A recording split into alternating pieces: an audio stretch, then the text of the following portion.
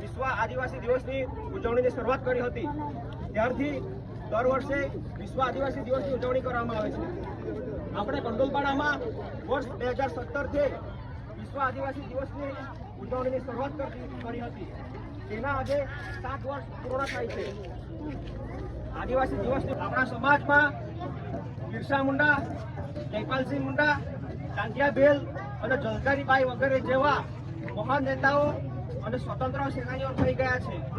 તો આપણા ગામમાં પણ જ્યાં જ્યાં અન્યાય થાય ત્યારે સૌએ સંગઠિત થઈને અવાજ કરવો જોઈએ, કારણ કે એકલો માણસ અવાજ કરશે તો એને દબાવવામાં આવશે, પરંતુ સૌએ સંગઠિત થઈને અવાજ ઉઠાવશે તો કોઈ પણ મોટો ટોપી હોય એની ટોપી નીકળતા વાર નહીં લાગે।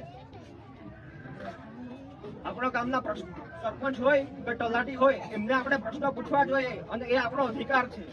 અત્યારે ચોમાસું ચાલતું છે તો જે રીતે પીળા કલરના દેડકા બહાર નીકળતા હોય એ રીતે કેટલાક લોકો ચૂંટણી સમય બહાર નીકળતા હોય છે અને આવા લોકો આપણા લોકોને મત નખાવતા હોય છે, પરંતુ જ્યારે મદદની જરૂર હોય કે આપણને સાથે કોઈ અન્યાય થતો હોય ત્યારે આવા લોકો ક્યાં ગાયબ થઈ જાય ખબર પડતી નથી। એટલે આપણે આવા લોકોને ઓળખવાની જરૂર છે અને આવા લોકોના કહેવાથી કે આવા લોકોનું ખાઈ પીને આપણે મારામારી કે ગુંડાગર્દીમાં પડવું જોઈએ નહીં।